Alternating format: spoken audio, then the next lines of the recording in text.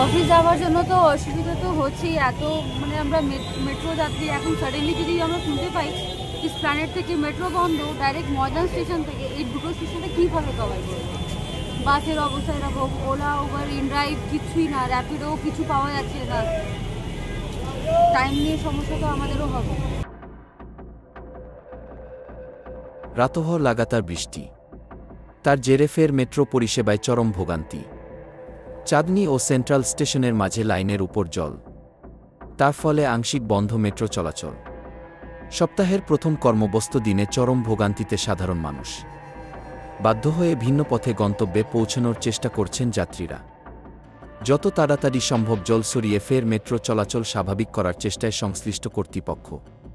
তবে কতক্ষণে পুরোপুরি পরিষেবা শুরু হবে তা এখনও জানা যায়নি।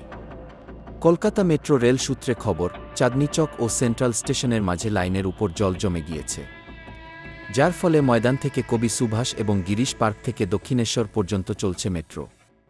মাঝের অংশ আপাতত বন্ধ মেট্রো পরিষেবা। পাম্প দিয়ে জল বার করার প্রক্রিয়া শুরু হয়েছে, তবে পুরোপুরি পরিষেবা শুরু করতে বেশ কিছুটা সময় লাগবে।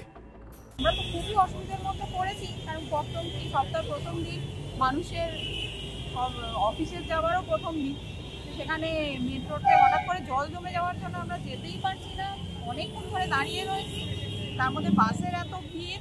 আমি দমদম থেকে উঠি মেট্রোতে, তারপরে অ্যানাউন্সমেন্ট করলো যে গ্রিস পার্ক অব্দি মেট্রো আসবে। তো আমি গ্রিস পার্ক অব্দি আসলাম, তারপর তো সেম ছবি, পরপর মেট্রো আসছে ও গ্রিস পার্কে নামছে, প্রচুর ভিড়, চারধারে বাসে উঠে যাচ্ছে না। তারপরে হেঁটে হেঁটে আমি আসলাম সেন্ট্রাল দিয়ে, বাসে করে আসলাম। আর শুনেছি মেট্রোর ওখানে গ্রিস পার্কে জল জমা গেছে টানেলের মধ্যে, তো খুবই অসুবিধা হচ্ছে। এমনিতেই লেট হয়ে গেছে, জানি না কখন পৌঁছাবো অফিস। হ্যাঁ, এই আর কি। আমি যাবো রুবি কসবা। আমার খুবই অসুবিধা হচ্ছে, কারণ আমি এখন বর্ধমান থেকে আসছি, এখান থেকে হাওড়া মেট্রো হয়ে বেরোলাম। তো হাওড়াতেই শুনতে পারলাম যে এইদিকে মেট্রো বন্ধ ধর্মতলা পর্যন্ত। এবার টিকিটও কাটা ছিল অতটা, তারপরে দেখলাম ক্যান্সেল এরকম হচ্ছে। আবার এখান থেকে নেমে আবার দেখি এই প্রপার ধর্মতলা, এখান থেকে তো আর বাস পাবো না। দেখি এবারে আমাকে হয়তো 5 মিনিট পর্যন্ত হেঁটে হেঁটে যেতে হবে বাসের জন্য। এই অসুবিধাটা তো খুবই, মানে হঠাৎ করে এরকম, মানে যেই কারণে মেট্রো চাপলাম যে আজকে তাড়াতাড়ি বেরিয়ে যেতে পারবো, সেটাই হলো না। প্রচণ্ড অসুবিধায় পড়েছি, কারণ আমরাও জানি না। হঠাৎ এসে যখন দমদম প্ল্যাটফর্মে যখন এসে দাঁড়ালাম, হ্যাঁ, বললো যে ততক্ষণে পাঞ্চ হয়ে গেছে, বললো যে আর এখন মেট্রো যাবে না, গ্রিস পার্ক পর্যন্ত যাবে।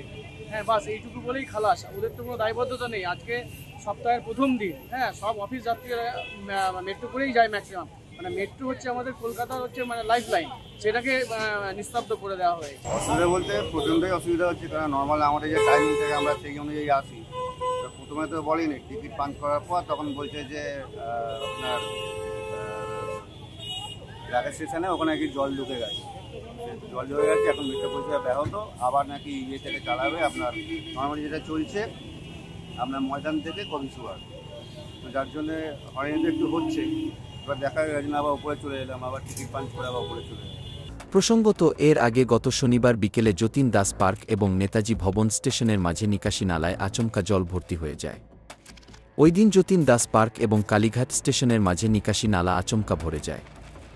জলের পাইপ ফেটে নিকাশি নালা প্লাবিত হওয়ার সম্ভাবনা তৈরি হয়।